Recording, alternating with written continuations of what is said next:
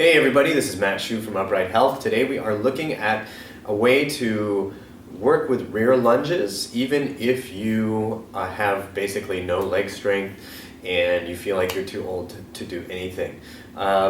We've gotten a couple messages recently from people who are 60 plus who are thinking, well, I'm pretty old, I don't know that there's anything I can safely do to be building strength anymore, I can't lift heavy weights, etc., etc., etc.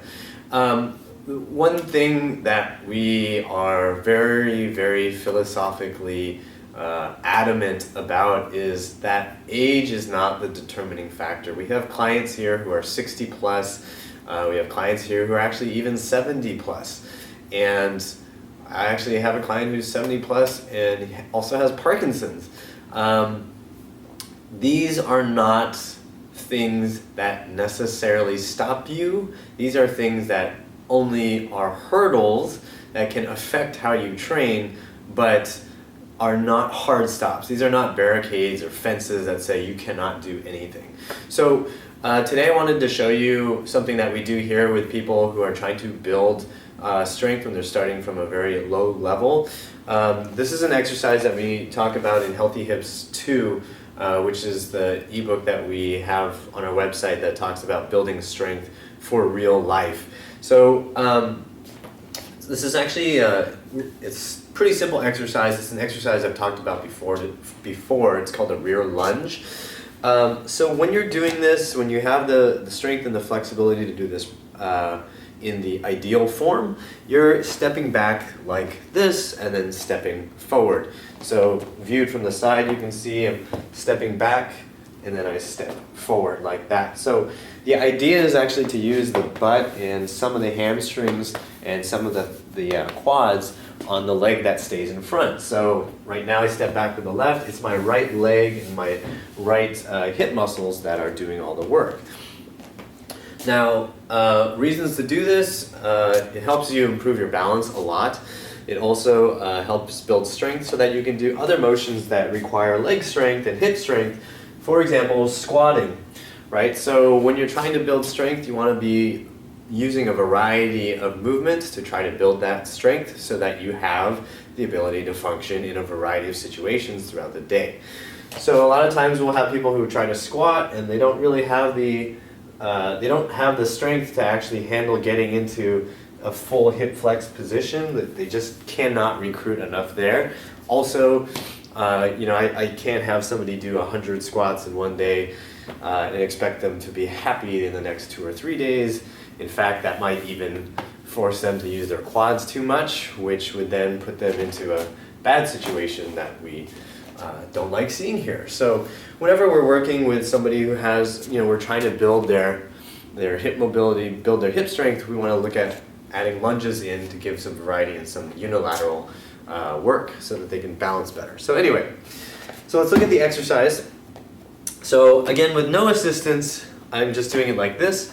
Now, if this is really hard for you, and for many people this is, what you can do is use things to help you balance. So today I'm using our plyo boxes, our foam plyo boxes. This is what we usually use with people here.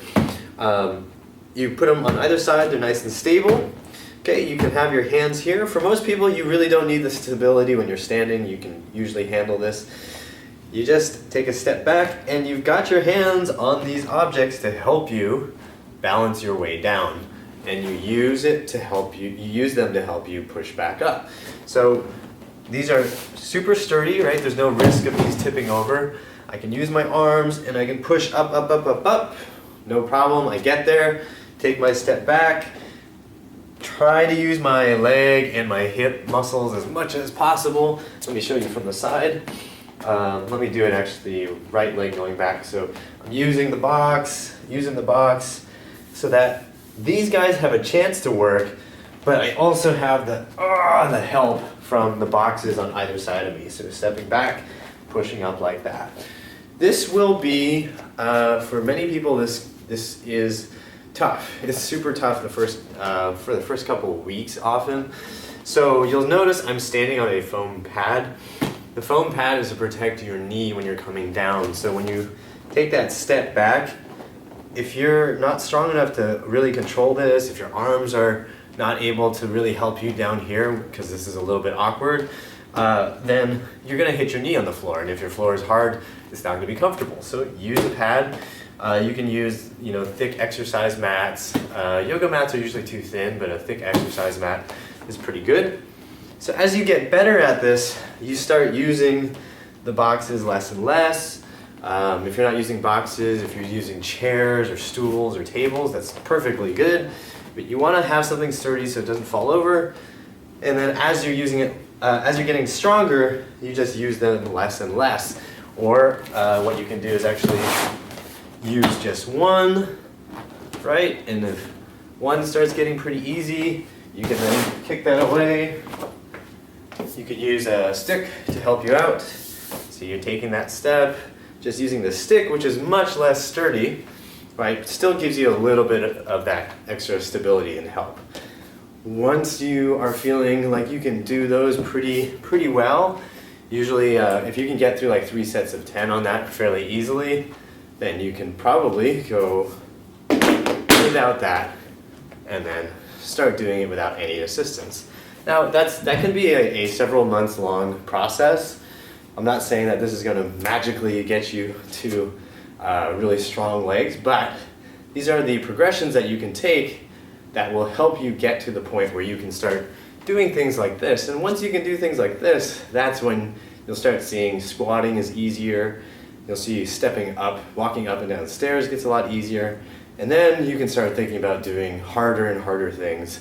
But those come after you master the basics. So I hope that helps you guys out so you can see how we do things here.